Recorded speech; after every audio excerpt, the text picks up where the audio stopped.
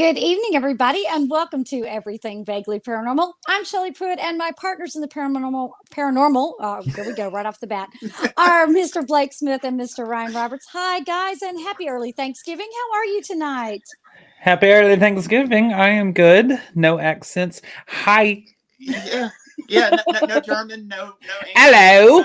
Okay, well, okay, soon. Hello, pulpit. Oh God! That's really how we're starting off. Right there, Hey, Michael you Thornberry. mispronounced the word paranormal in the I intro. did. Leave me alone. Well, guys, tonight we're gonna talk about we are from Texas, and one of our local legends and haunts tonight, and that is, of course, the infamous Goatman's Bridge. That is actually very close to me. It's about 45-ish minutes away from where I am. I've been to that bridge probably about, oh gosh, I think investigated it probably about 26, 27 times, because for a while I was going once a month for about 3 years. And so I've been to that bridge a lot. Now, there are a lot of strange things associated with that bridge. What do you guys know about the bridge? Anything? I know there's supposed to be the aptly named Goatman's Bridge, supposed to be a half man, half goat that haunts the woods and comes out and tries to scare the crap out of you. That's about all I know. Yes. Okay. I know that it's an alleged demonic haunting. There's a lot of lore and legend surrounding it about that. But like Ryan said, yeah, basically kind of a cryptid creature, demonic creature is the alleged story of half man, half goat, stemming from a death that took place there. Well, you guys are both correct. Now, I'm going to tell you, we're going to tell the story of the Goatman's Bridge. And I'm going to hit on the local lore and legend. I'm going to hit on some of the other alleged spirits said to be at the bridge. And then, you guys, I dragged Blake out there to go walk around. And if you watched our Facebook Live, we did a little daytime investigating, because seriously, at night, the local wildlife is far scarier than the spiritual wildlife that's out there. So it's best to go in the daylight. But we did get some interesting evidence, which was both on Facebook Live and not on Facebook Live. So we are going to be showing you some clips that you did not see from our investigation after I tell the story. Yeah, so why don't we get Lewis and Clark the shit out of We certainly did. And by the way, nature sucks. So anyway, if you've watched Facebook Live, you know what I'm talking about. Exactly. So without further ado, let's get on ahead and talk about the Goatman's Bridge. You guys ready? Let's do it. Now, some bridges are plagued by trolls or fairies that require an answer to a riddle or a tithing in order to cross, but not this one. This bridge, located in Denton, Texas, has a mysterious history and a macabre legend attached to it, and the price to cross it is much higher. Lurking in the darkness is a monster of a much darker nature, much more sinister. Like a character from the yellowed and aging pages of a book of folklore, or a creature that terrorizes nightmares, the Old Alton Bridge harbors a monster known as the Goatman. Now, when Denton County was formed in 1846, the founders chose an area along the peaceful banks of the Pecan River to be the first county seat, and they named it Pinckneyville. It was named in honor of the first Texas governor, James Pinckney Henderson. But after 2 years, the town, it never really developed. And finally, water shortages in the area forced the county seat to move to a new site in June of 1848. They picked another picturesque spot on a high ridge between Pecan Creek and Hickory Creek, and they named it Alton. Now, the commissioners were appointed to lay out a town and sell lots, but perhaps they had other pressing issues, because there were no records that this was ever done, and no public buildings were built and no streets were designed. Maybe because the population of Alton was one person. Oh, shit. Whoa. The only residence on record that ever existed in Alton belonged to a man named W.C. Baines, who had established his farmstead long before the designation of the new county seat or the town of Alton. Now, Mr. Baines, he was a hospitable fellow, and most of the time, the county's business was conducted at the Baines residence under the shade trees in his yard. And all court cases were settled, when necessary, under the branches of a gnarled old oak tree. if he felt up to receiving guests that day. Now, however, it sounds like that's me at true. home. It Yeah. sounds like me. If I'm up to receiving guests, you may knock on my door. Yes. Otherwise, Yes. you better text for you come over. Hey, can we have court in your yard? Not today. I'm busy. Get out of my lawn. Get off my lawn. Oh, okay. However, this location proved to be unsuitable for a county seat due once again to a lack of water. And then this Texas state legislature stepped in and directed that the county seat be moved once again. So in November of 1850, about 5 miles from present-day Corinth, a third county seat was designated, and it did keep the name of Alton. Determined to make it successful, the commissioners submitted an application for a post office. And then the tiny town started to grow. Before long, Alton had a hotel and 2 stores. And in 1855, the town got some religion when the Hickory Creek Baptist Church was organized and built. Now, the new church sat next to a cemetery with graves that dated back to 1852. And this was on a family-owned property. Now, by 1856, Alton could boast that there were several homes, a blacksmith shop, 3 stores, a saloon, a hotel, 2 doctors, several lawyers, and a ramshackle courthouse. And although the tiny town had begun to grow, the location of the county seat was still unsatisfactory for the majority of Denton County residents, who petitioned to move the county seat yet again. God knows how many times. They gonna Well, move the fucking town. They decided they wanted a location that was more centrally located and that again had better water. So 3 wealthy businessmen stepped forward and offered to donate 100 acres of land to establish a permanent county seat for Denton County. So the proposal was put to a vote in November of 1856, and it passed. And the county seat was moved to the new site, and it was named Denton in January of 1857. I like how there was so much suspense right there with that pause, Shelley. I wasn't sure what they That's right. named it. I know. I was building it up for you. Now, many of Alton's businesses moved to the new county seat. And in May of 1859, the post office doors closed forever. Everything was shuttered, leaving only the church and the cemetery in place. And the town of Alton began to die. That sounds like But my place to live. Yeah. Sorry. Just a church, an abandoned church and a cemetery. Yes, sign me up. I will be the one person in that Oh, population. not an Let's go. abandoned church. Not an abandoned church. Oh, just a church and a Mm-mm. cemetery. Just Okay. a church Oh, and a I'm cemetery. sorry. Mhm. I'm sorry. If that's not the most southern name for a church, though, the Hickory Grove Baptist Church. Hickory Uh-huh. Creek Baptist Church. Oh, Hickory Creek. I Yeah. thought it was Hickory Grove. Sorry, Hickory Creek Baptist Church. Mhm. Okay. But you see, progress continued to move forward. Mhm. And unfortunately, the Hickory Creek divided the land, making transportation very difficult. So in 1884, the King Iron Manufacturing Bridge Company out of Cleveland, Ohio, built a bridge to connect the communities of Denton and Copper Canyon. That way, folks wouldn't have to drive all the way around the river in order to get across. They could shorten their time. Now, this bridge was a 145-foot long iron triumph. The bridge's architectural composition was known as a truss.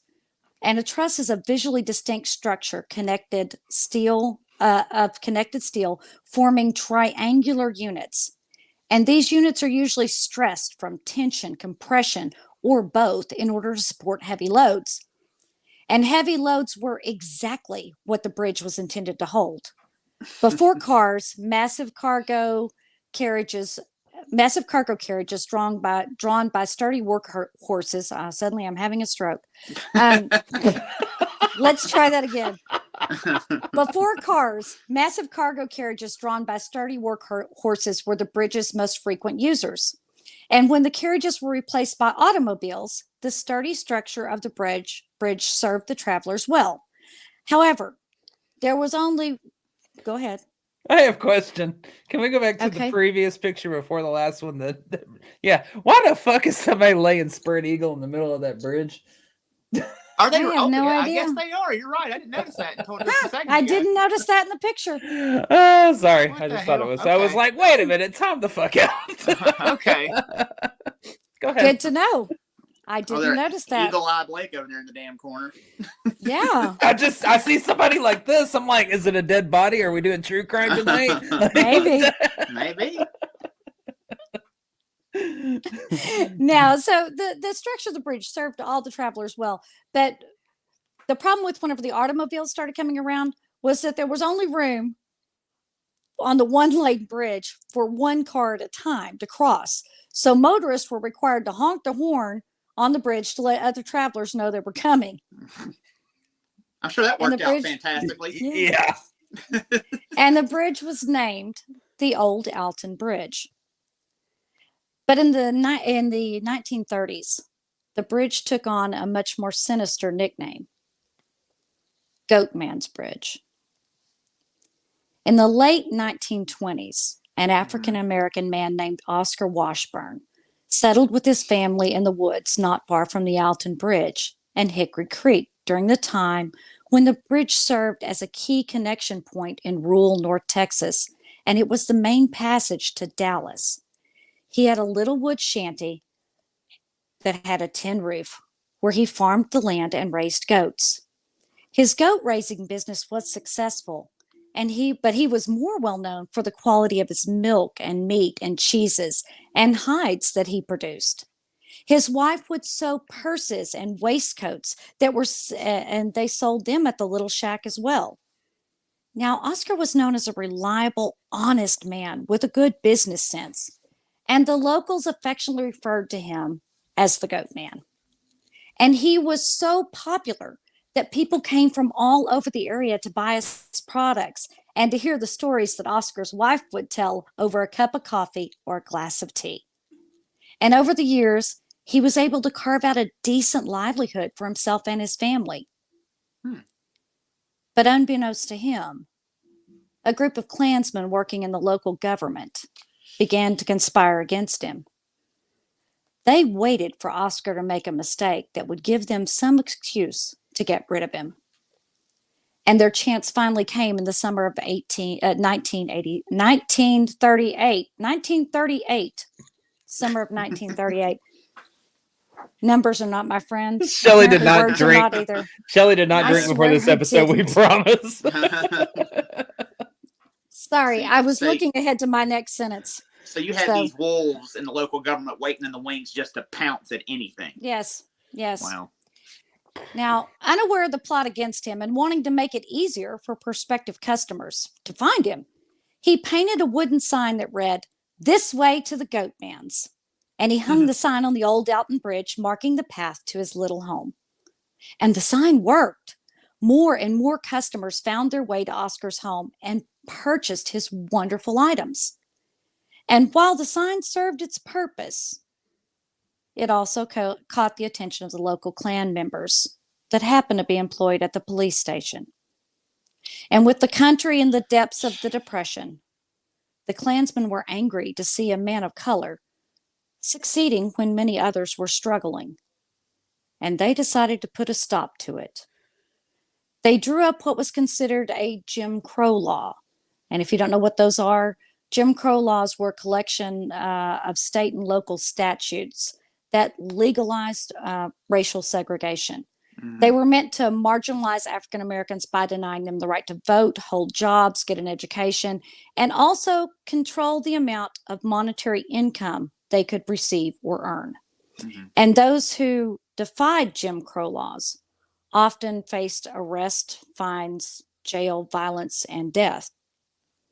So the local police station drafted a law making it illegal to solicit anything at the bridge. And they were going to arrest Oscar Washburn. Wait, hold on. Elicit anything at the bridge, but not his house. Like, he hung the sign from the bridge, and that's what they got him on. That's what they drew up. See, the thing with the Jim Crow laws is that any local community could designate this law. They could draft it themselves. There was no need to go through on a vote or anything. They just decided it was a law, and it became a law. Some fucking and so they energy again right there. Yeah, exactly. So they decided to make it illegal to sell anything from the bridge, and because his sign was there, he was breaking the law, according to the new law that they had put in place. Oh, they Yeah, suck so whatever. much. Get the fuck out of here. Right. Go There's suck a So they I dick. can think of it. They decided they were going to go and arrest Oscar. A few nights later, they came to Oscar's shanty carrying torches, and they demanded that Oscar come out of his house. Oscar emerged from the house, but to the clan's surprise, he was holding a shotgun. And Good he for him. pointed at the Yeah, man hell and yeah. he told them to get off his property. The clan hurled insults and threats at Oscar, and Oscar pointed the gun up in the air and fired a warning shot. The hooded figures fled into the darkness, but not before declaring that they would be back to teach him a lesson. Once he was sure they were gone, Oscar returned inside to find his frightened children and wife cowering in the corner of the house. They're gone, he told them, and if they ever come again, I won't be firing a warning shot. If they ever come again, they'll be coming to kill us, his wife said. Sorry, that just upset me. We should leave here because it isn't safe anymore. Mhm. Washburn replied, "This is our home, and I swear to God, no devil is going to drive us from it." And for a time, life returned. Sorry, I got really upset about that. Just the idea of them being so afraid. Yeah, for I'm no going to regain reason. my composure here, Yeah, other I than mean, just shit, idiots. than Yeah. just existing, and these people made it a Yeah. crime for them to exist. Other than tiny dick energy. Right. That's what Yeah. I'm just gonna label Right. everything on this podcast now that has to do with that kind of shit. It's just Yeah. Hell, fucking he should have tiny dick turned them energy. into Swiss cheese before they left the damn property. Yeah. Mm. Well, for a time, life returned to normal for Oscar and his family. Mhm. He tended his goats, and people continued to come and buy his wares, but business had dropped off. Word had gotten out that the clan would punish and threaten anyone who did business with Oscar or his family. Oscar's wife continued to plead with him to move out of the area, but stubbornly, Oscar refused, telling her, "I'm a man.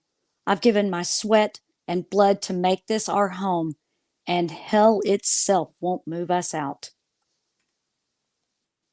On a dark night in August of 1938, a car pulled up to the Old Alton Bridge with the headlights off, and the motor was turned off. Oscar was awakened by the sound of his goats frantically bleating. He jumped from his bed and ran outside to check on the animals, and he turned the corner of the house. To his horror, he saw a man slitting the throats of his animals. In a blind rage, he ran towards the man, and the man ran into the woods. Oscar followed. He chased him all the way to the bridge, and suddenly he was illuminated by the lights of the car, and he found himself surrounded by a posse of hooded Klansmen. Oh no. Realizing that he had run into a trap, Oscar screamed a warning to his family to run, hide. Oscar turned to flee, but he was quickly overtaken by the mob. They began to viciously hit and kick him. The Klansmen dragged him to the middle of the bridge, and they pinned him down. Oscar fought like a man possessed, clawing, punching, kicking, and screaming, but to no avail. One of the Klansmen tied a noose around his neck and tightened it, and another secured the other end of the rope to the bridge. Oscar continued to fight, continued to struggle, and then the Klansmen picked up the struggling man and they threw him over the bridge. Mm. Once they were satisfied that Oscar was dead, they moved on to his home. The men surrounded the little shanty, trapping Oscar's wife and children inside, and then they lit it on fire. Wow. The screams of the children split the air as their skin began to burn. Oscar's body was left hanging from the bridge for several days. Some members of the Klansman mob returned to take photographs, selling the images as postcards in a local shop. What the fuck is wrong with these people? And then the body just disappeared. People speculated that the rope had broken and the body had fallen into the water and was carried downstream. Some thought that the that a kind-hearted local had cut the body down to give him a proper burial. But no one actually knows what happened to the body of Oscar Washburn. It's about this time that rumors began to circulate that the Goatman was still roaming the area. They reported seeing him standing where his home had once stood, or walking across the bridge. Some reported that he was seen herding goats along the path in the woods. And the rumors only escalated when members of the murderous mob began to die under mysterious circumstances. Good. Oh, Yeah. sorry. My bad. One man became extremely sick and in a fevered frenzy was screaming and shouting at ghosts and began to hallucinate. He died not long after taking ill. Another man sat down to dinner and after taking the first bite of his food began to choke. Good. And unable to dislodge the morsel, he choked to death. And another pair of Klansmen were killed in his car accident just while crossing the Old Alton Bridge. Still too good And for ever him. since that fateful night in August, strange things have been reported to occur on the bridge and in the woods. And the bridge began to gain the reputation of being haunted by the Goatman. So, that is Oscar Washburn's story. Now, people have reported seeing a ghostly man herding goats across the bridge and a ghostly figure walking along the river. Some have even claimed to see what appeared to be a body hanging from the bridge. Oh no. Strange noises, including splashing in the creek below. They've reported hearing hoofbeats on the bridge. And in the surrounding woods, visitors have reported maniacal laughter, inhuman growling, and the screams of Oscar's children that were victims of the fire. It's also been reported that if you stand in the area of Oscar's homestead, your skin will become hot to the touch and begin to feel as if it is burning. The numerous car wrecks in the area are also attributed to the wrath of the Goatman. Car doors will lock and unlock on their own, and many vehicles break down near the old viaduct, which sits where the parking lot is of the current Old Alton Bridge. Numerous cars have also been found abandoned near the bridge with their occupants missing. And mysterious lights have been seen in the area that resemble phantom headlights on the bridge. But the most chilling phenomena is the sighting of the Goatman himself. Witnesses describe the beast as standing 8 feet tall, with the chest and arms of a man, the hindquarters and hooved feet of a goat. His head is that of a goat with large horns protruding from the top of his head and glowing red eyes that burn red in the darkness. Sometimes he's holding the head of a goat under his arm, sometimes the head of a human, and sometimes his hands are free to do just as he pleases. Fuck that. Yeah. I see this motherfucker standing on the bridge. I'm out. I'm done. Yeah. His fur is described as being black as night, and his skin has a deep reddish tinge like the glowing embers of a dying fire. He appears to be a spawn released from the very bowels of hell, and a foul smell of rotting or burned flesh that surrounds him leads many to surmise that he's a demon. Mm-hmm. Now, according to local lore, Old Alton Bridge marks the entryway to the territory of a very malevolent force. Some even believe that crossing over the bridge at certain times of night can unlock the gateway to hell. And those who dare to speak the Goatman's name while crossing that bridge can summon his spirit. I appreciate you telling me all of this before you took me there. Thanks, Shelley. Why am I just now finding this out? I warned you about the car stuff whenever you drove up. You bitch. You might find out later, Blake. You might be sitting in your Shut hallway the waiting fuck on up. you. I got enough going on in this goddamn house. Shelley did not tell me this shit before we went. Come give me a hug, Blake. Now, those crossing the bridge at exactly 3 a.m. have Mhm. reported seeing horrific visions of fire and brimstone and the Goatman waiting for them. The Goatman allegedly sleeps under the bridge during the day and prowls the woods at night in search of prey.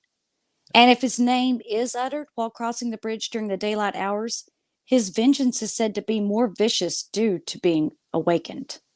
And at any time, the Goatman can be summoned by either speaking his name on the bridge.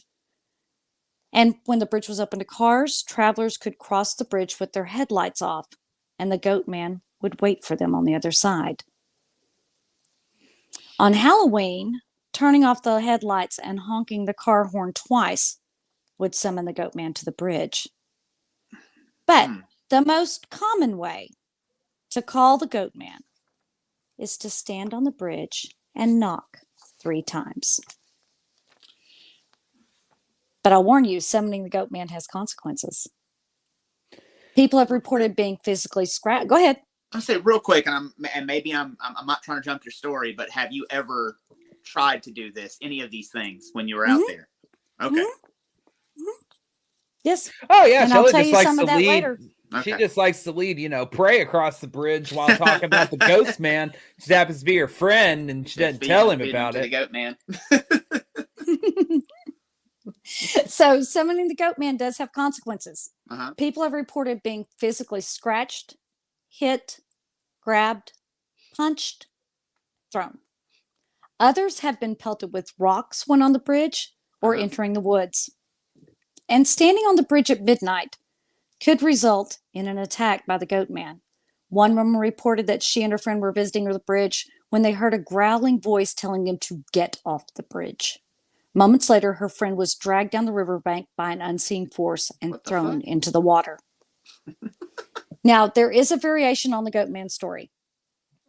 After Oscar was thrown from the bridge, the story I told you is what is considered to be the most accurate. Now, this is a part of the lore and legend that after Oscar was thrown over the side of the bridge, the clansmen looked down to find that the noose was empty and the water below was undisturbed. And fearing that he escaped, they attacked his family to lure him out of hiding, but he was never seen again. So that is a variation on that story. Okay. But that is not the most Not the widely accepted story. as accurate story. Gotcha. Right. Okay. Now, there is a similar story that predates the construction of the Old Alton Bridge. And this account goes back to what was called the Texas Troubles in 1860, before the Alton Bridge was built.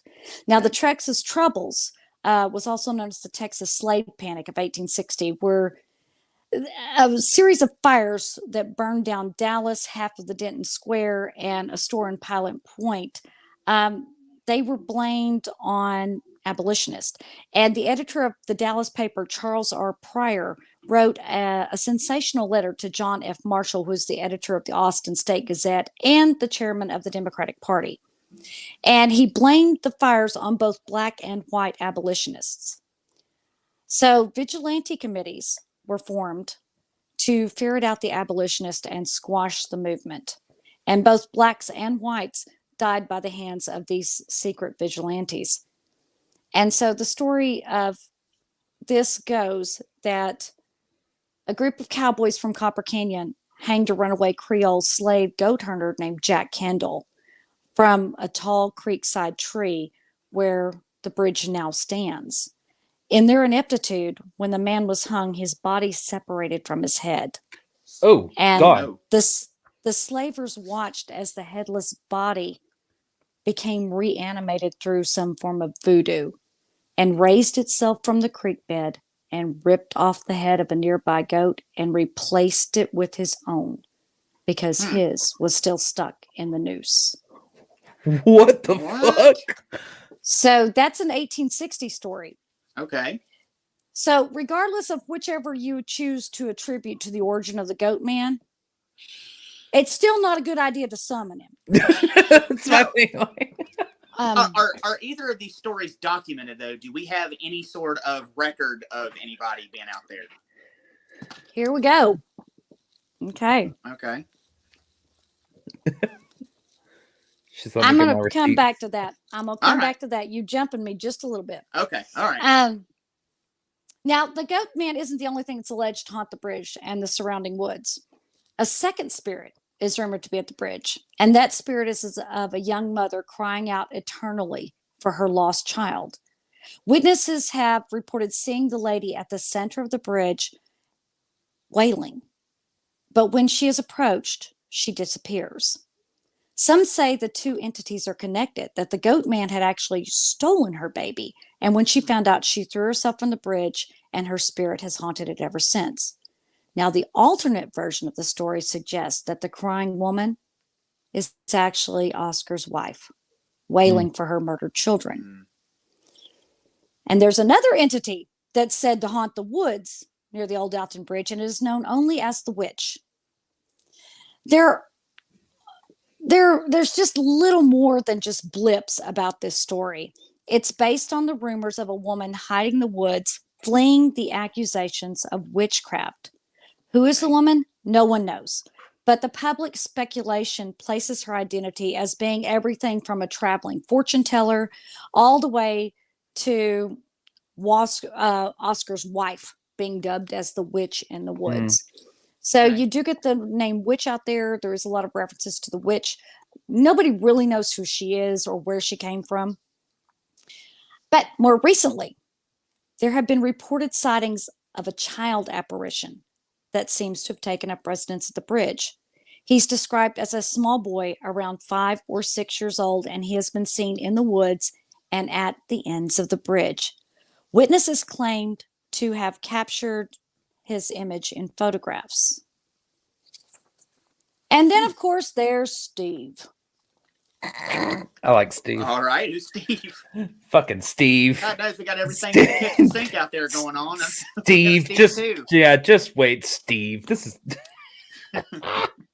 And then there's Steve. So who All is right. Steve? Steve is alleged to be the name of the demon that terrorizes visitors around the bridge and in the surrounding woods. Now, Hold where on. the name Steve comes from, no one is exactly Yeah, sure. hang on a second. Ryan said, time the fuck out. Time the fuck out. You don't have some sort of like ancient demonic name you're getting out there. It's Steve. Steve Yes. the demon. Steve. Okay. Steve the demon. Yes. Okay. Yes. Stevel. Steve. Yes, he is Steve. Yes. I'm sorry. That's just you can't strike fear in the hearts No. of visitors by what do we call you? What do we call you? That dude's name Steve. Yeah. It's like some call me Steve. Yeah. Steve strikes fear into the hearts of men. But so Steve where the the name, where the name All right. Steve came from, it seems no one's exactly sure. But there are a couple of little blips that I found about it. All right. Steve was alleged to be the name of the police officer and Klans member who led the mob that killed Oscar Washburn. Okay. And his actions therefore damned his soul to forever wander the woods as a penance for his brutality. Now, another source says that the name comes from a paranormal investigator that was investigating the bridge in 2007. And the man was running a spirit box session and claimed that when he asked, what is the name of the demon that haunts this bridge? The reply came back, I'm Steve. So the investigator continued to ask questions several more times, and each time in a tone more mocking, the voice replied, I'm Steve, I'm Steve, I'm Steve. And the name Steve seems to have stuck because many investigators have gotten the name through spirit box sessions, REM pod and K2 verifications, confirmation on dowsing rods, and even through the spirit dice, like we did. So no one really knows exactly where Steve came from. That's two possible theories. So how did the demonic entity find its way to the bridge?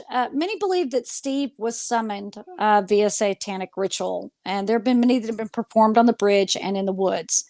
Often burnt offerings, candles, odd symboled graffiti on the trees and on the bridge, they've all been found. In the woods, visitors have come upon strange circles and altars and the bones of animals, usually cats, that have appeared to be sacrificed. And according to one local police officer, nearby pet stores stopped selling cats because there were so many that were found slaughtered in a ritualistic manner in the area.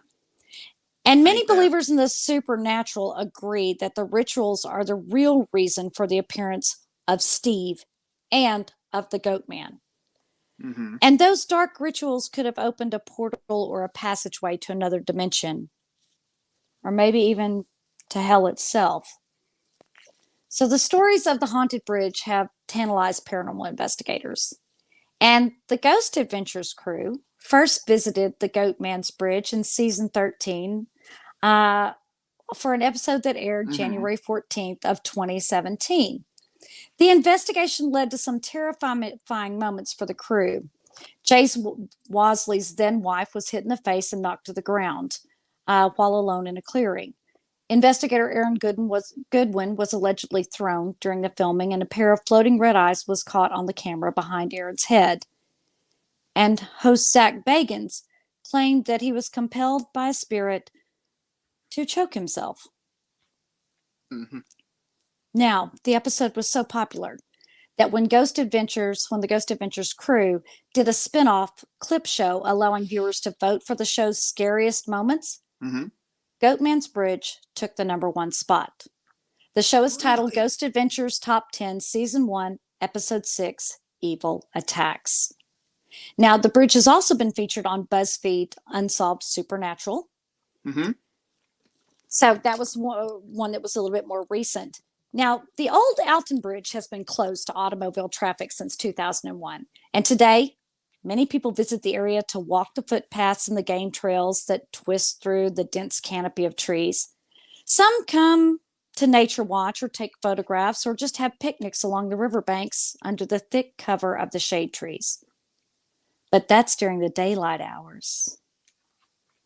At night, the people that venture to the bridge run the gambit, from paranormal investigators to persons wanting to perform rituals to local kids wanting to smoke a little weed and scare their friends.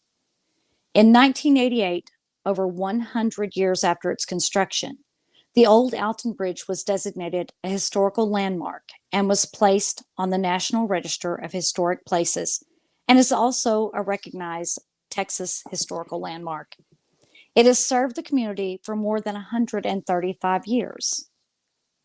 Now, any trace of Oscar Washburn and his family has long since disappeared, and there are no definitive records of Jack Kendall, and barely any evidence of Oscar Washburn's existence.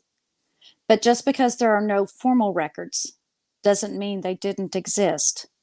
Documentations of hangings, either by the Klan or vigilante mobs, is an imprecise exercise for historians. Most documentation comes from the white community, and it's impossible to know the full extent of the tragic hangings.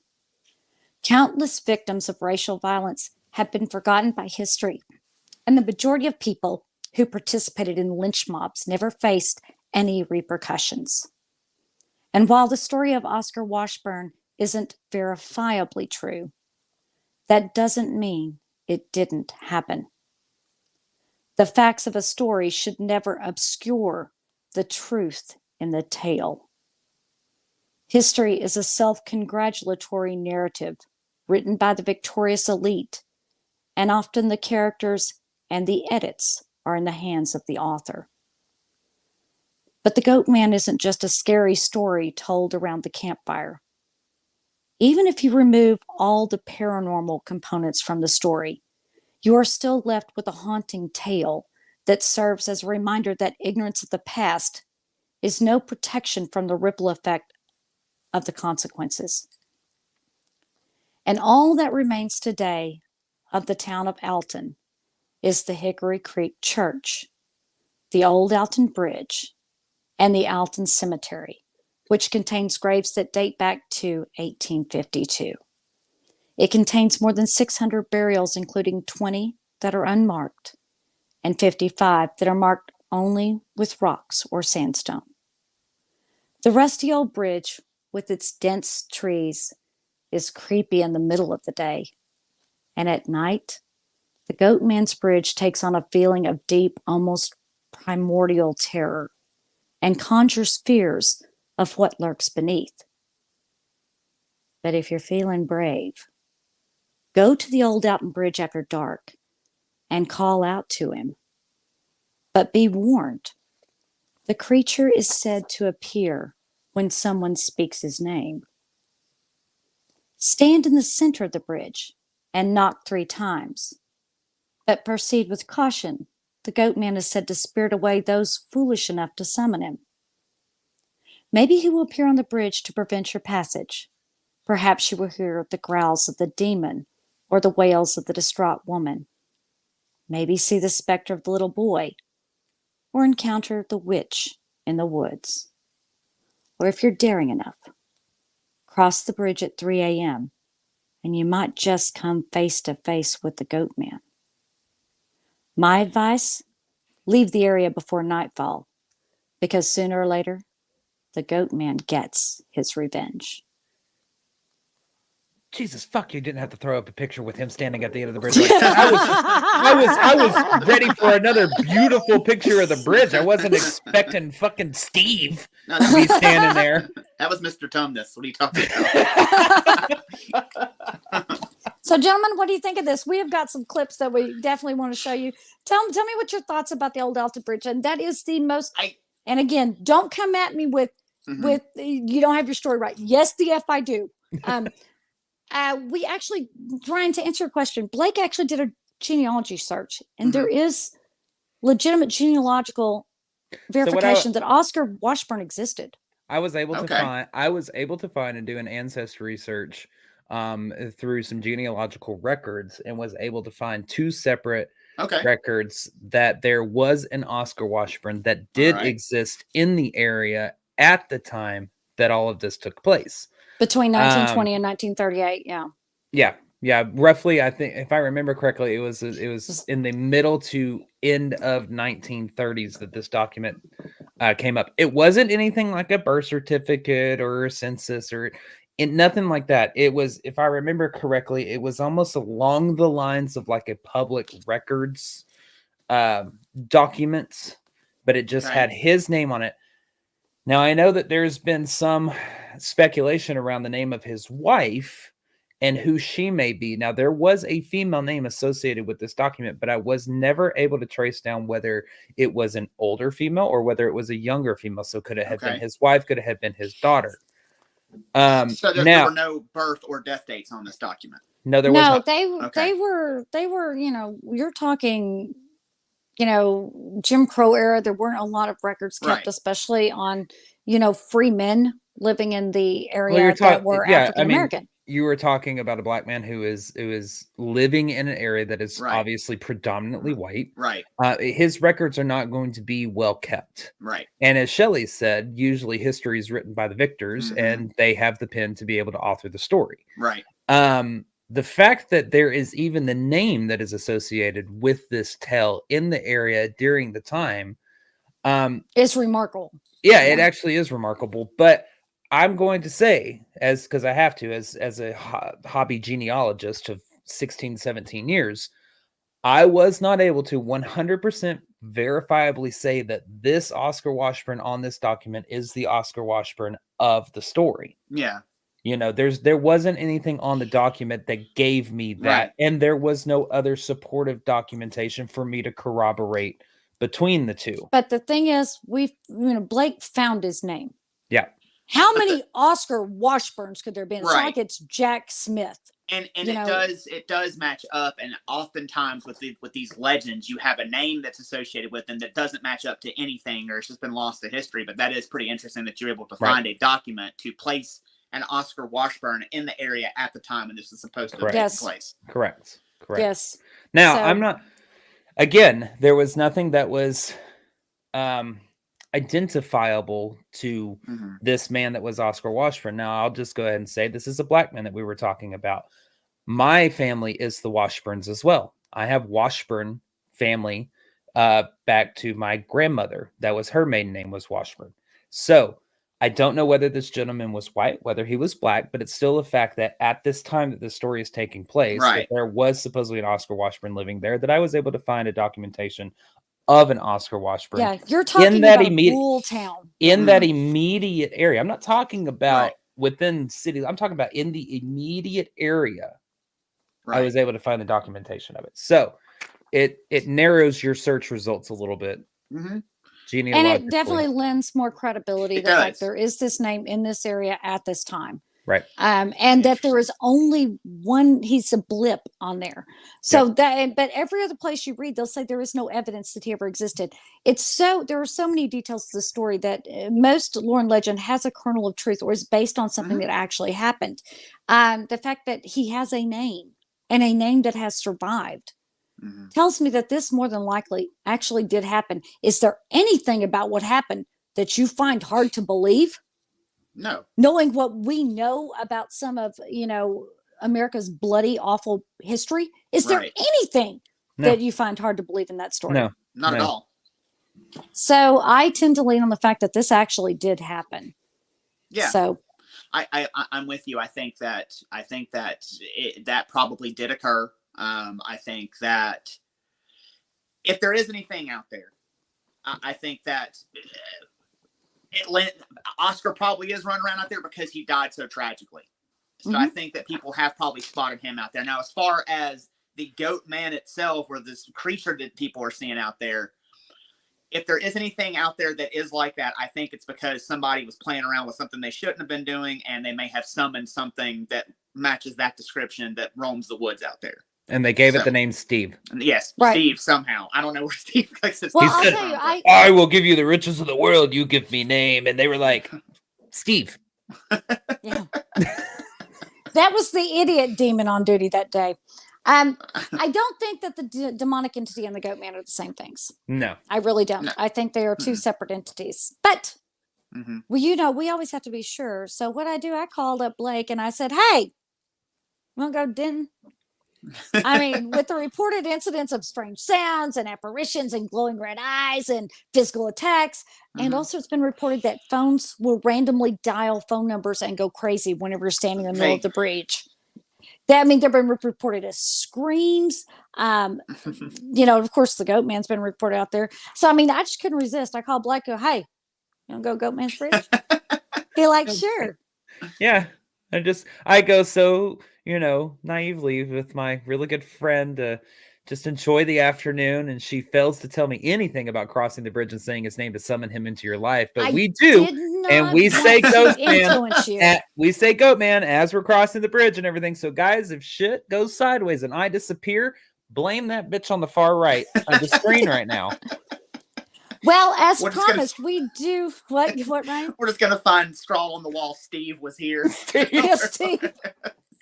with a W-U-Z, not was, but Yeah, because the idiot demon was on duty that day, right? Well, we do have some evidence we want to show you that's from Goatman's Bridge. Again, I've investigated Goatman's Bridge a lot, and so one of the first things I want to start out with was on one of the nights I was out there. Now, I will tell you in full disclosure that this was a night in November. However, it was not a cold night. In the group that I was leading, no one was smoking because you aren't allowed to do that whenever you're on an investigation. And in the groups, we were walking down this path and I was taking pictures. I was just standing there taking pictures, and all of a sudden this strange mist came across. And this is going to be picture 23. And as this mist went across, it almost looks to me like it formed like the head of a witch with the arm curling and the hair flying back. And it just literally just came across the path really, really fast. Now, seconds, I'm still snapping pictures. I snapped this picture, and then in the next picture immediately following, and that's going to be picture 24, the mist shapes to form what looks like half the head of a goat. You can see the jawline, you can see the ear, you can see the eye right there. Shit. It's in profile. It literally morphs and continues across the path. There was no Mr. Fogg that night. You can just see his little ears pointed out like that. His little horn is twisted up, and you see his jawline and his eye. Now his nose is not in that picture because I didn't catch it in the picture. That is literally within a second of me going click, click. And then suddenly the fog was gone. It was not a foggy night.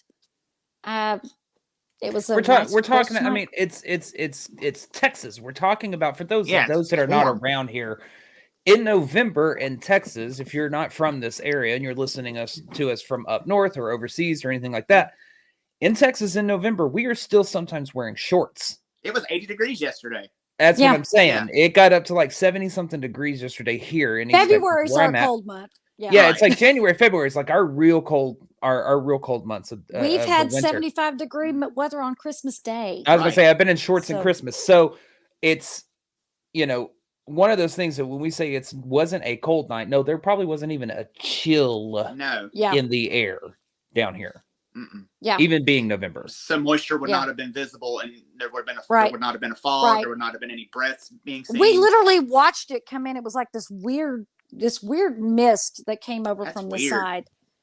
So whenever Blake pulls up, so I got there a few minutes before Blake, and I decided I'd run a little spirit box session. And so you may have to turn your earphones up in order to hear this. But we'll give them the 15-second clip 1 of what I caught, because I was just running the spirit box being stupid.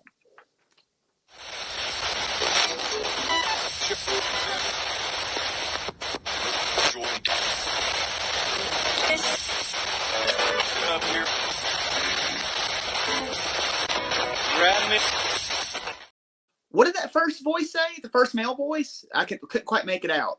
First voice said, "Yeah, I killed him.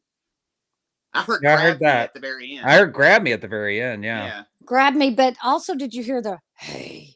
There is a growly hey that comes in not too far after No. you want to die. Okay, wait, hold on. Play I it one wanna more Play it time. one more Play it time. one more time.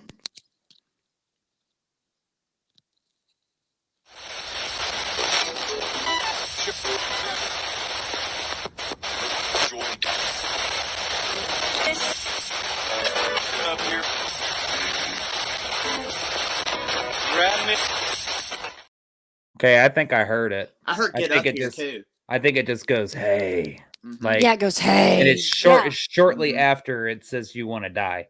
Mhm. No, it's you want to die first. You want to die, and then there's another voice, and then it goes Yeah, that's what I'm saying. Into- It's Yeah. shortly after the you want to die part. right, Oh, right. that's That's weird. correct. So that That was is what I very was getting interesting. before he showed up. Now, right as Blake is pulling up, I see him pulling up. I'm sitting where I can see him, and this is what our 12-second clip 2 is. This is kind of funny to me. Warning: foul language. We're not responsible for what the spirits say. Oh God.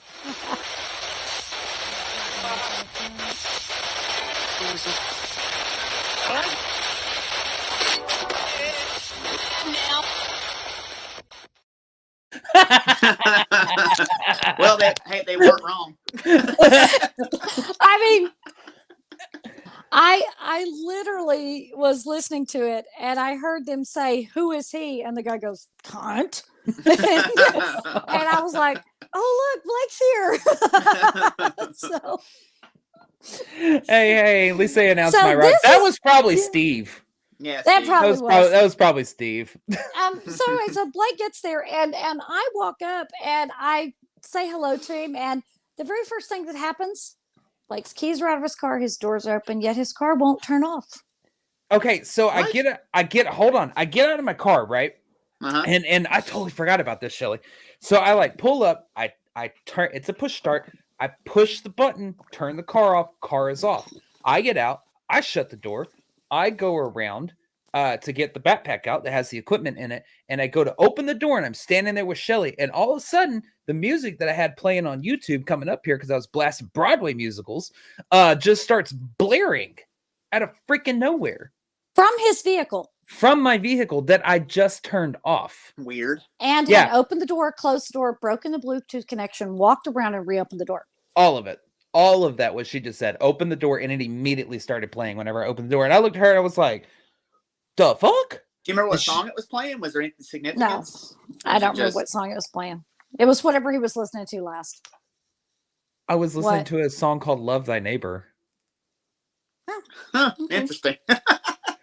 That's well, and that's whenever I told him, I said, by the way, I said there are reports. I said, whenever we used to do a lot of Mhm. investigations out here, I said I used to carry jumper cables in my car because so many people would come out and their batteries would be dead and their cars wouldn't start. And he goes, "Great, you tell me this now." I go, "Don't worry, I got some jumper cables just in case." And yet you see how she treats me. Here we are about a week later, and she still has yet to tell me about saying his name while crossing the bridge. But damn it, we went and did it anyways. So now let's move on to the 10-second clip, which is clip 3. And this one is when this is some video that you did not see. This is a clip you did not see because this came off of my phone when we were recording before we went Facebook Live. So we can go ahead and play that. I heard "Find Me" just then.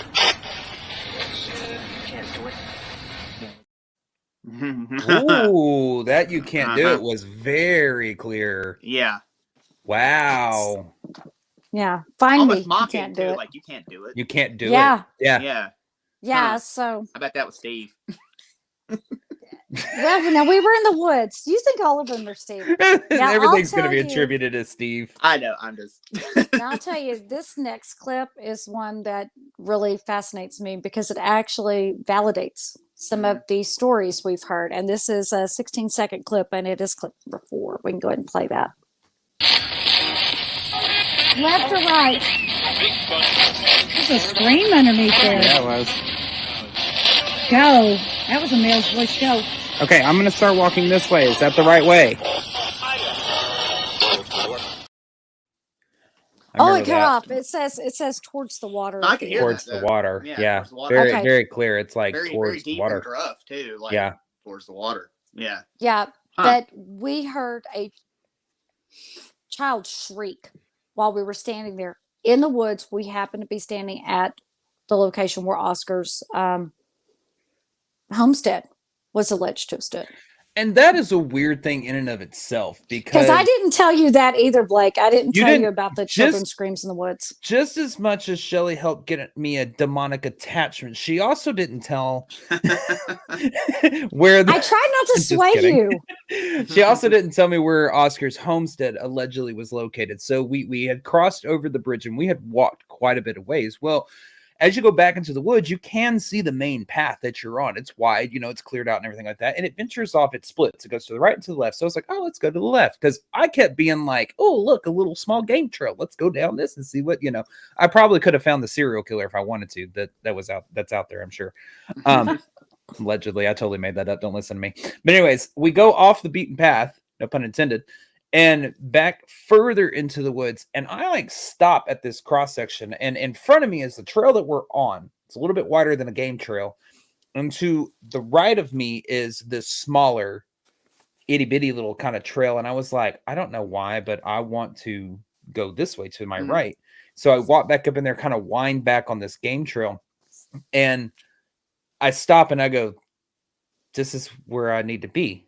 Just out of nowhere, I was just like, this is it. This is where I need to be. And Shelley goes, this is exactly where his homestead was alleged to be. And I was like, what? And she goes, yeah. She goes, you literally just stopped right where his alleged homestead is to be. That was weird enough in and of itself. Now, when you got there, how did you feel? Did you feel? You said you felt like it was where you needed to be. Do you feel like you had been led there? Do you felt like something wanted you there? I felt like I was being pulled that direction. And as soon as I got into that spot, it was like this sense of this is where they want to talk, or this is where they want to bring me so that they can communicate with me.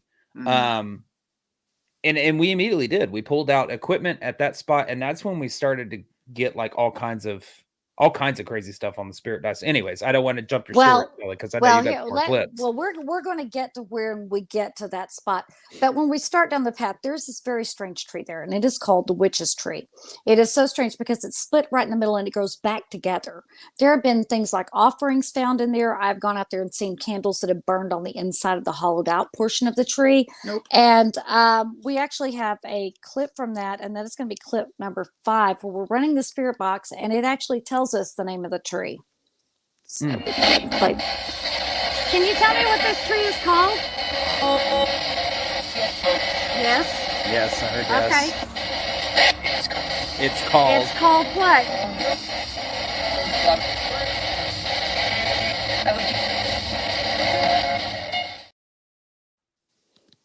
It does say a witch's tree. Yeah, but I've Yeah. really heard that it's called.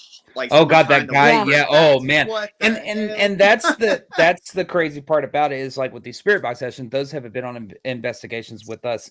Y'all know how they operate. Those that have not, they run through the radio stations really quickly. They scan through, and it said allegedly that the spirits are able to talk through the white noise. Well, we've seen that firsthand that they are able to do so.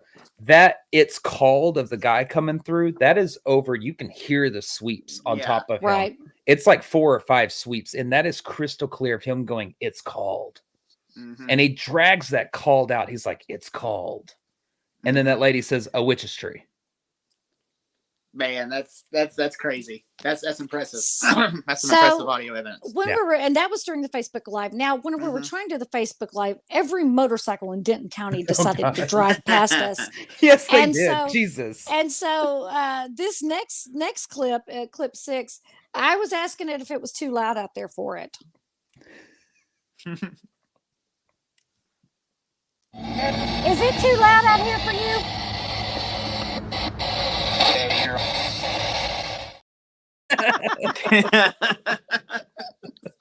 Damn near. Damn But near see- too loud. See, and what's funny is like I was listening to that, and I even called you on that clip, Shelly, whenever you sent it to me, because I had to play it over and over, and because I heard initially, and then I went back, but initially what I heard was a guy say, "Get out of here." Mm-hmm.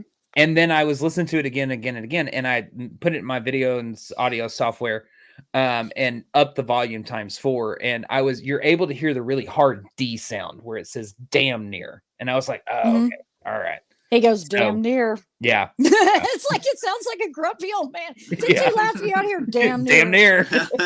So sometimes they have a sense of humor. So I want to go ahead and show you clip number 7. I think these are a little bit out of order than the way they happen, but we're going to show you clip. Which one is that? What's it called? Steve on the dice.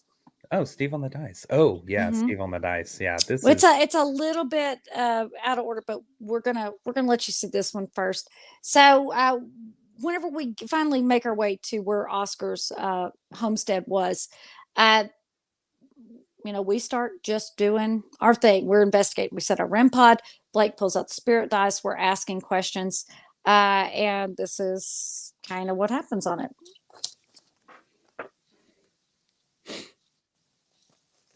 So that's the picture of it. That's what we got. Do we have the clip? the clip of Steve. You didn't send me a clip, girl. Oh, you sent me my was bad. a picture. bad. She said, My "My bad." bad." It was a My picture. bad. But yes, we threw. So spirit dice, and I know You can that go watch that on Facebook Live. it is on the Facebook Live. So the spirit dice are what's pictured here. So for those that may just be listening to the audio, I've never seen this before. I have a set of spirit dice that are 13 letters, 5 numbers, and 3 symbols. Mhm. So altogether, I have 21 dice. Well, usually what I do is I'll throw the whole set at the beginning and kind of get an overall reading for what I'm reading into, and then I'll remove the symbols, remove the numbers, and just throw the dice. And these are the things that we have learned over and over again through every investigation since we've been on since Broadhead. We have gotten very relevant answers on these dice. And they're able to spell out what they're trying to communicate with us. So I just want to kind of put it out there, like for those that may not be able to see the picture, see the photo, they're just listening to it. What the photo is showing is dice that have letters written on them, and they have STEV that are showing. It was trying to throw Steve. Because at that point we were asking for the name and we got STEV. So it's very interesting. But Again, the idiot demon was working because he thought Steve was only spelled with one E. So, okay, well, since I neglect, go watch Facebook Live if you want to stack. We do throw that live on Yeah. Facebook Live. yeah. Now, clip 8, we had a REM pod out there. And for some reason, whenever we were saying the words cut, we were trying to figure out what happened. And in going back and reviewing the story, it might have been the cutting of the rope. That might be why we were getting, but we were getting reactions on the REM pod to the word cut. So, and Yeah. that's going to be clip number 8.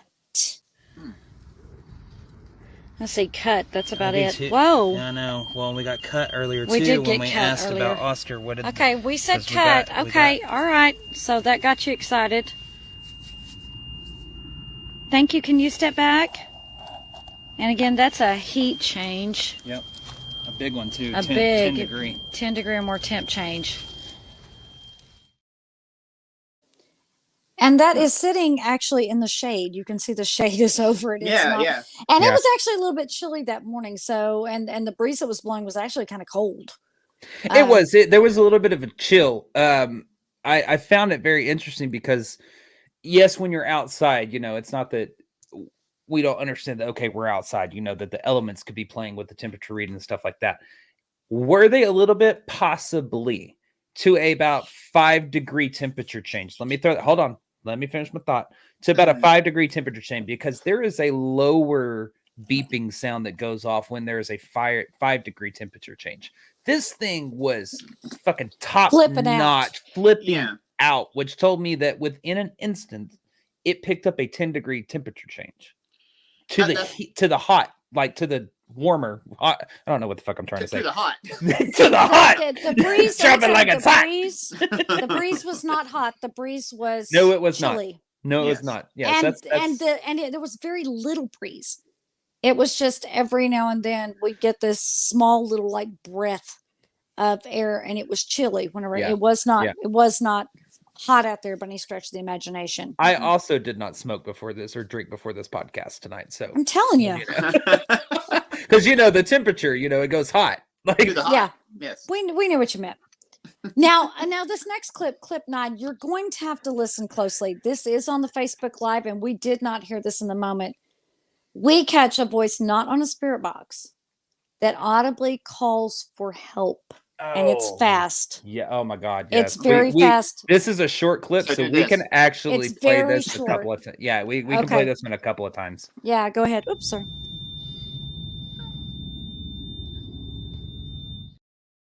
That was it. It's right there when the REM pod goes off. It goes on. Help.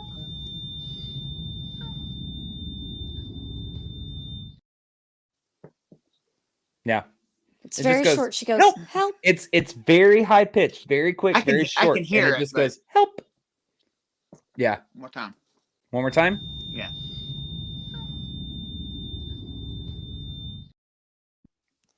That's right on our mics. I didn't say it. Blake didn't say it. It's right on my mic. That's right in front of me on the camera. Mm-hmm. Yep. So that one was weird. But now this next clip, let's see. Well, I guess. Shelly sends them in order, and then she wants to play them all out. I know. I wanted to go. How about we just play clip 10, where they're blaming me for something? What's it called? What's that one called? Shelly did it clip. Okay, I was gonna say you have to go by the name. That's what they're. Okay, is there? I know he got angry last time when we said Goatman. They're like, Shelly did it. It's a female at the very beginning. She just very quickly, Shelly did it. and I don't, Blake, hey. Yeah, I don't remember like what we were talking about at that point. Whenever they said Shelly did it, I want to say that they were probably answering us about the fact that I think you were probably the first one to actually say Goatman in that area. Because which we'll show you here in a little bit, but when we threw the dice and got a certain word, I was like, oh, look, or we've got this right here. You were the only one to actually say the word that showed up. I actually, if I remember correctly, and if I remember, the video may prove me wrong, don't take my word for it. I have drank since then, just not tonight. I don't believe that I actually said it. I said, we got this right here, and you're the one that repeated it. So, yeah. I don't know. So interesting. We've only got 1, 2, 3, 4 more quick clips for you. Now clip 11, I actually really like this one. This one, there's a lot of very clear things on it, and this is the Shelly Seen Me one. Oh my God, clip this 11. I love this. This is a really good little clip for you. We can play this one a couple of times too. It's a little bit long.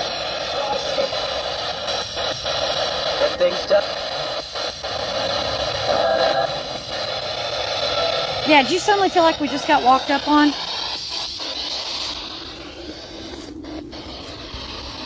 Yeah, I felt that too.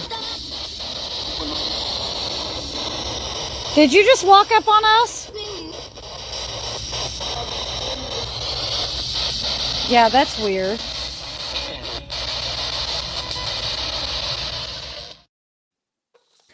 I mean, that one is Mhm. narrating a lot of stuff that happens. Right. I mean, you can hear it. It's the same woman that says stop and please. It's the Yeah. same voice back to Yeah. back. That's really And clear. what's interesting was we felt like we got walked up on. Now, if you think about the story, the echoes of perhaps the Klansman coming up to the house and a female yelling, "Stop, please." Yeah. Mhm. If you think if maybe Oscar's wife does haunt that, seeing two white people outside where that would probably scare her. Yeah. That's really my first thought. But then you hear a male go, "Shelley's seen me." That was odd to me. Whenever I heard that, I'm like, but what's funny is I jump up and Blake jumps up right after. I'm like, do you feel like we got walked up on? Almost at the same It was time. weird. Yeah. It Yeah. was I mean, weird. it was almost instantaneous. I am like right off camera, obviously, because Shelly is looking, down at the dice in the spirit box. And but I remember you were holding the camera down and you cocked I real quick. just And popped right up. right as you turn, I like immediately was like this, like almost in like a kind of scared, jumped a little bit, if you will. And that's Mhm. when you hear her ask, she goes, "Yeah, do you feel like somebody just walked up on us?" Do Because you it want to did. play it one more time? Yeah, play it one more time. Go for it. Okay. That big stuff.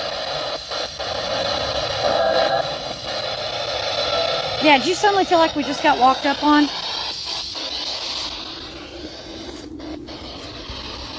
Yeah, I felt that too. Did you just walk up on us? Yeah, that's weird.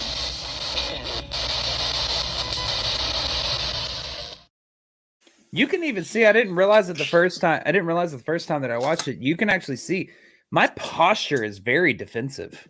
Yeah. Like I'm Mhm. like bowed chest, kind of kind of almost come at me, bro type. But do you Yeah. think you were picking up possibly on residual because the first thing that said is it's done, and she said Everything's stop done. please. Yeah, So do you think maybe that could be some residual stuff left behind? Or do you It- think it could it's be. Shelley? It very be. well could be. I mean, it It very well could definitely be. could be. It's going to be hard to tell without having a conversation with them in that moment of whether it was intelligent or residual. Mhm. I do think that we were interacting with something intelligent at the moment. Now, is that what came through the spirit box, or was that just residual energy? I don't know. It's hard to say. Okay. Yeah. So now these spirits in this area don't think that there aren't some of them that don't have a sense of humor. We want to play clip 13, which is called, we've titled it "No Fitness," and they take a little shot at Blake. Hurting my feet to squat down.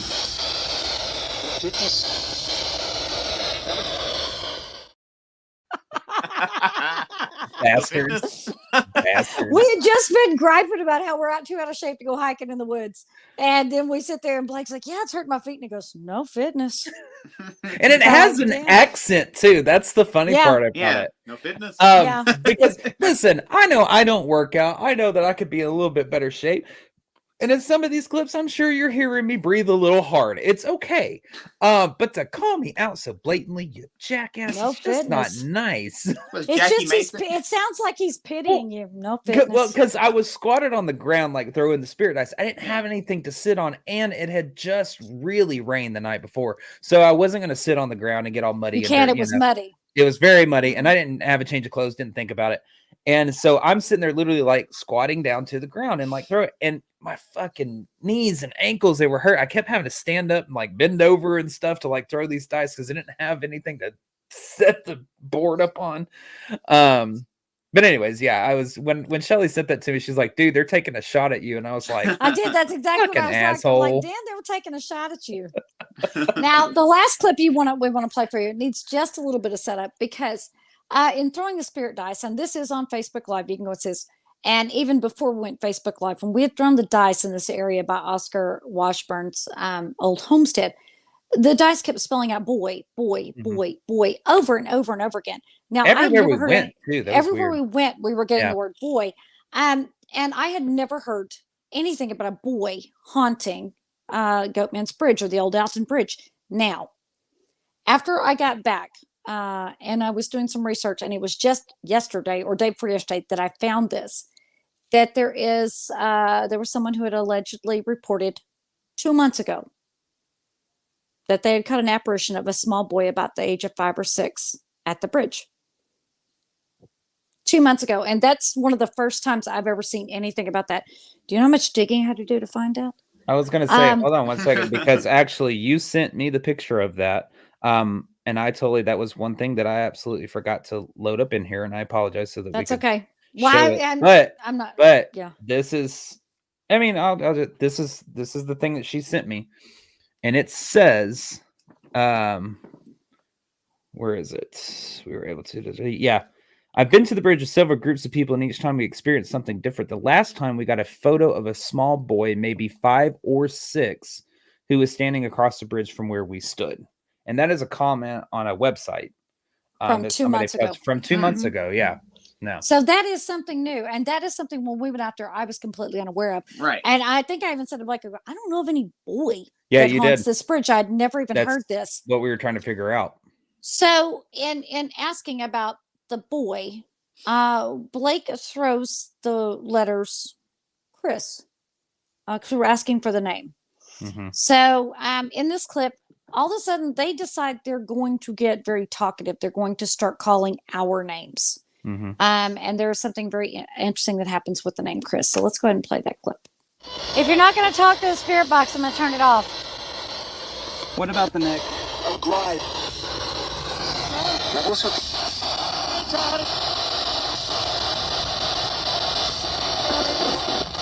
Boy, again. Boy again. Wait. I asked for his name. Chris. Chris. Can you give me an indication if Chris is the boy?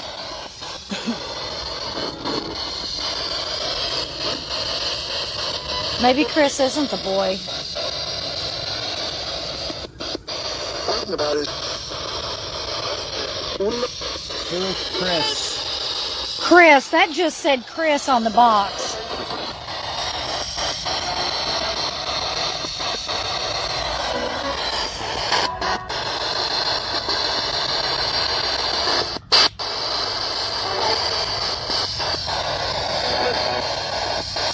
G-O-N-T? Goat. G-O-A-T. Oh, G-O-A-T, goat. That's an A. It's hard for me to read them. That's a W there. We got.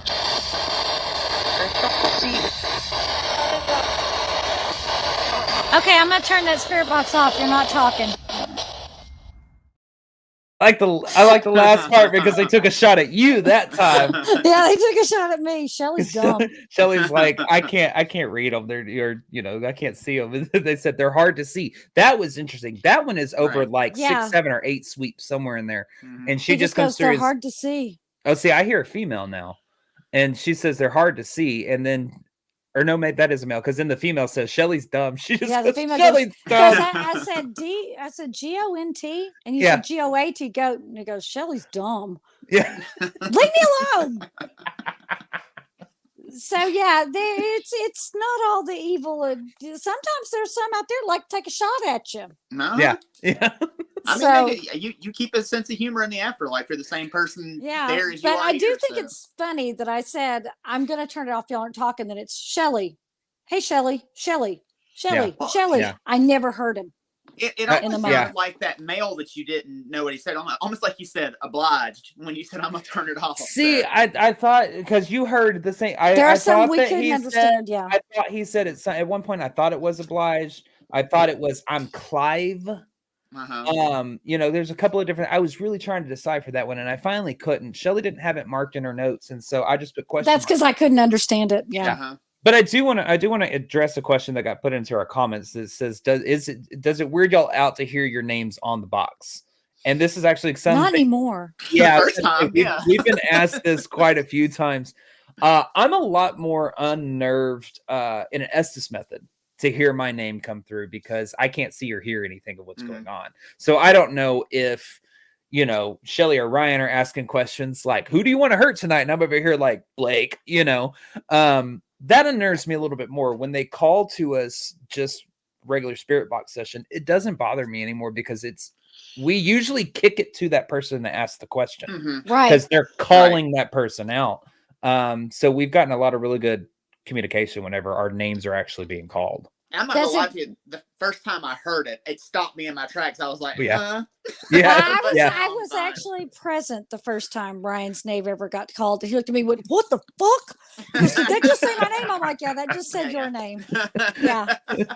Yeah, Ryan got very unnerved, and I was standing there the very first time Ryan ever heard his name called to Uh-huh. the spirit box. Yeah. I believe I was standing there the first time Blake ever got his name to the spirit Uh-huh. box I'm too. sure that you And were. he was quite wigged out about it. I was like, "Yeah, that was your name." I think both y'all. I was standing there. I'm like, "Yeah, that was your name. Yeah. That was your name." Yeah. And now it's like, Yeah. what's up? I was gonna say now they say it and we're like, what do you want? Like- Yeah, it's funny because I think the first time I ever heard my name called, I got really excited. I'm like, "Holy crap, that was my name!" I'm like, "That's cool as hell." Could you say my name again? Yeah, I don't react correctly like most people do. I'm like, "Holy shoot, a dark basement, let's go!" Most people are like, "Oh hell, that's dark. I ain't going in there." And I mean, I got really excited the first time I ever heard my name, and now sometimes it's to the point where I'll hear my name so often. I'm like, "God, what do you want? You're calling my name, but you're not saying anything. Leave me alone." So yeah, that is the most frustrating though, when your name is being called and you're trying to engage that spirit in But they conversation, won't talk. and they keep like dodging, and then yeah. and it's like, what do you want? Let me know Yeah. what it is you want. And they keep just saying your name over and over. You're like, I'm asking the damn questions. Just Yes. fucking answer me, damn it. Mhm. Yeah. So no, it doesn't bother me to have my name called on the spirit box. It doesn't and to be honest, it doesn't bother me when they threaten me or that kind of anything, because they don't have any power over me. I'm not going to Yeah. give them any kind of power over me. So I'm just like, as far as I'm concerned, that's just a conversation that's happening. Mhm. So Well, and I think that I would say I'll go on record to say that out of all of our investigations between the three of us, I think Shelly, yours and my name gets called the most.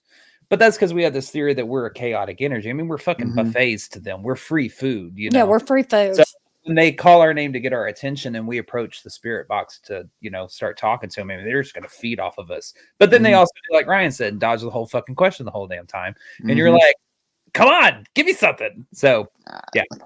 Yeah. Well, that's like in Engage Waverly me. Hills when we went up there.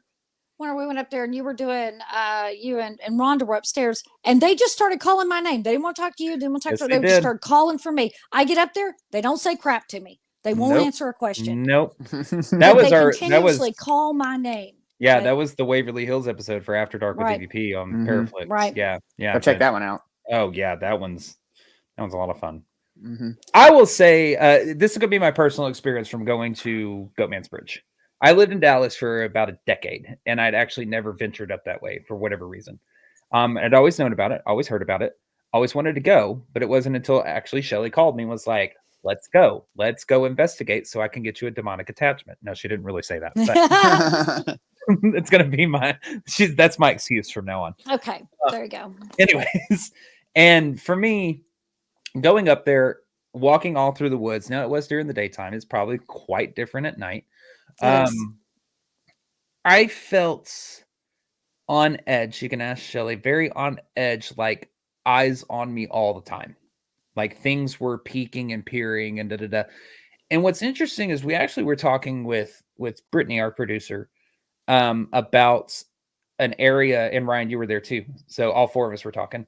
We stopped in an area and we were doing a spirit box session. And I had said that I felt like I needed to keep my head on a swivel and started looking around like this, and just panning the horizon to see if there was something that was peeking out, because I felt like we were being watched. I felt like sitting prey in that moment. And I said, all of a sudden I went from doing like this side to side to I just stopped. Shelly's back, kind of this way to my left. And I just stopped and I just went and started looking up. And it switched because I didn't feel like I needed to pan the horizon so much as look up into the trees, that we were being watched from the trees. And our producer, Brittany actually had a really good thing. She said, it's human nature to look around. It's not human nature to look up whenever you feel like you're being watched. And Yeah, I most found people that look pretty side to side, interesting. yeah. Yeah, I found that pretty interesting. I was like, you know what? You're freaking right. Because anytime I felt like something's come up on me at an investigation, I'm always like this. I never look up, but I felt so compelled to look up. Well, Oh. and in that moment, that was an area when we had come to like to this strange little clearing at the river bend, and we actually both were kind of unnerved.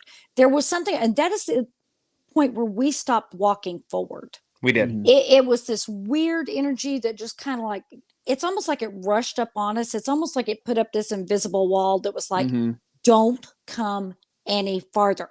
It Yeah. was like we knew there was something bad going to happen. I don't know. Nothing bad happened, but there was just this very ominous feeling of something Mhm. bad is going to happen if you continue walking down this trail. And what I said to Blake in the moment was, I feel like it doesn't want us to go down there. I said, which means I have to. And Blake goes, you're going alone. I was like, you're going along because I felt it. I felt it in my core, and I thought in my Yes. head after we had paused to do a spirit box session that in my head I'm like, if she keeps going up over this little hump and keeps going down this path, she's going alone. I'm not going. I physically felt like I could not go any further or should not go any further. But I made a point to you, Shelly. If something did happen out there, remember we were talking about this on the way back down the trail. If something did in fact happen out there, as it described in the story, right in the spot where we were getting all of this stuff about this Shelly see me and whatnot, about the trees, did I not mention those? That it's like those trees, the big, huge, gnarly ones, were there when They were that would have witnesses. happened. They were witness Mhm. trees, you know. Yeah. That's what they're called. They're witness trees. You know, they're part of history. They witness history. Mhm. And it's could be safe to say that if we go along the lines of like a stone tape theory or something like that, that could be what all that energy is and all that feeling of being watched and seen. Mhm. Yeah. It's all converging at Right. the same time. So, Yeah. Right. gentlemen, final thoughts on the Goatman's Bridge? Like I said, I think you have several things going on out there.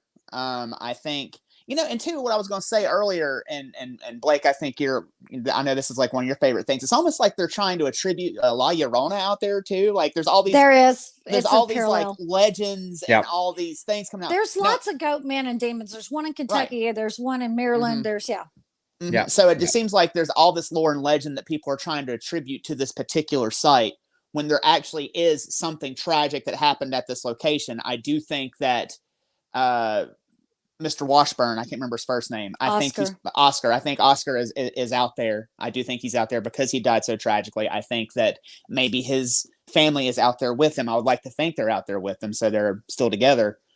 As far as the actual goat creature that's seen, someone has dabbled and someone has done something they're not supposed to do and probably summoned whatever that is out there, and that's what's scaring the crap out of people. So I think there is something to the Washburn part of the story and the actual goat person thing or whatever you want to call it part of the story.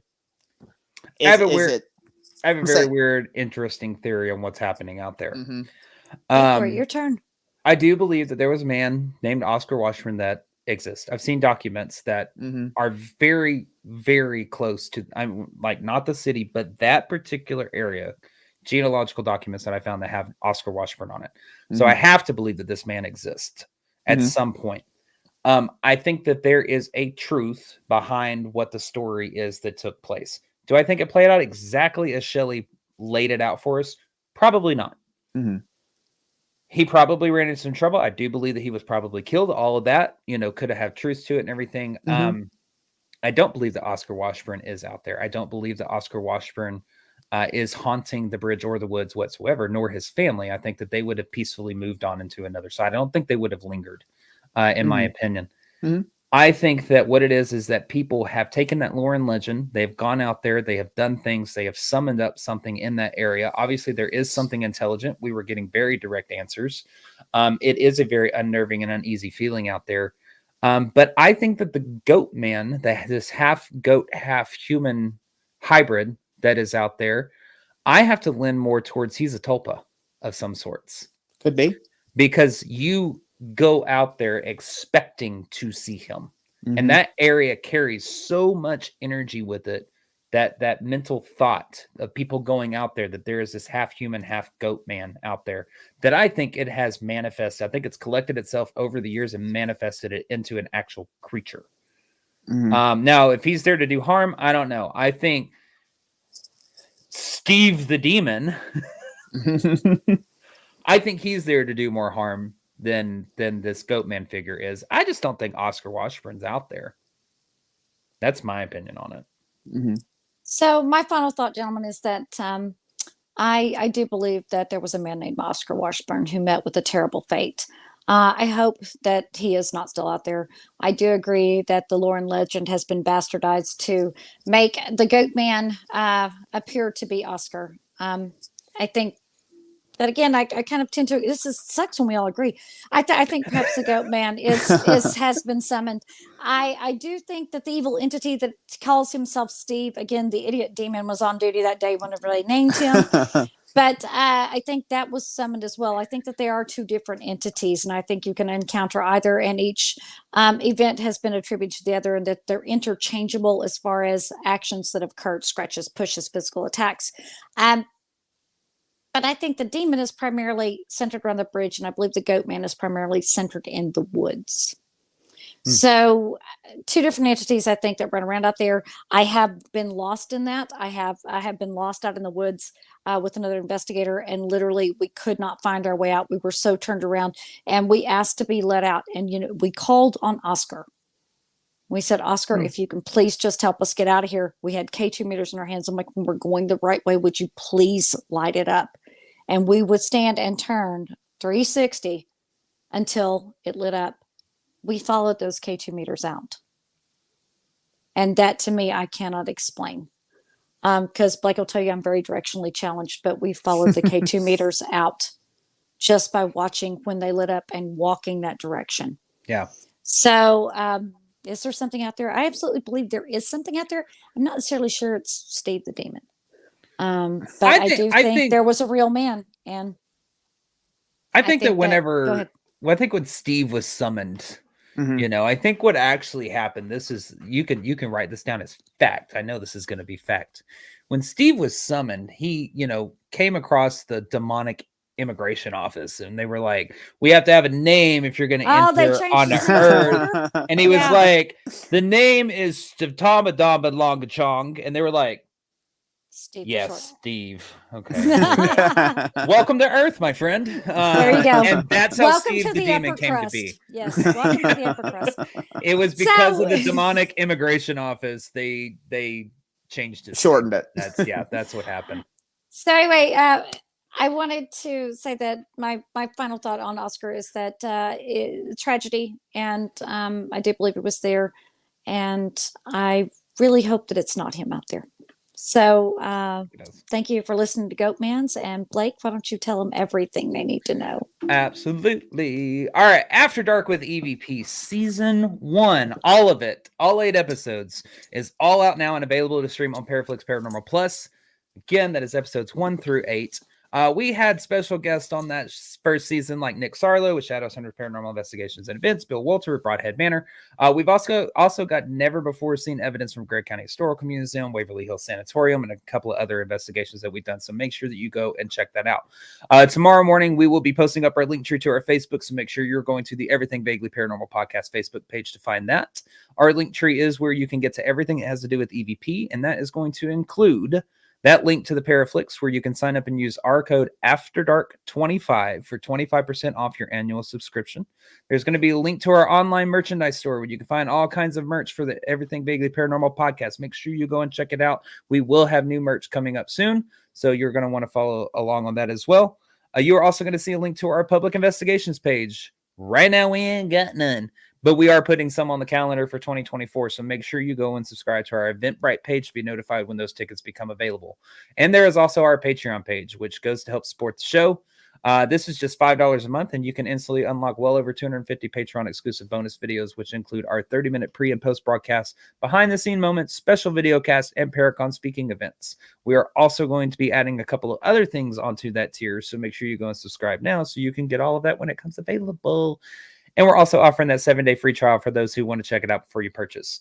Those links are the different ways that you can help to directly support the show and what we do. The support you give goes directly to the show and Paranormal Adventures, so we can continue to bring you the investigation episodes, evidence, and crazy laughs like Steve the Demon. And that's also going to go to future projects like the EVP files and booking future public locations. So we greatly appreciate your love and support for us, as well as your support through those shares, comments, and likes as well. So keep that up. And remember, as always, any questions, comments, or stories you'd like to share with us, those can be submitted to us at the evppod@gmail.com. That is THEEVPPOD@gmail.com. Like, share, and subscribe. So, for myself, I'm Shelley Pruitt. My partners in Paranormal, Mr. Blake Smith and Mr. Ryan Robertson. Our producer, Brittany, the Green Room, pushing all the buttons and making us look good. Thank you for joining us on Everything Vaguely Paranormal. And as always, we will see you next Tuesday. Bye, y'all. Bye, y'all.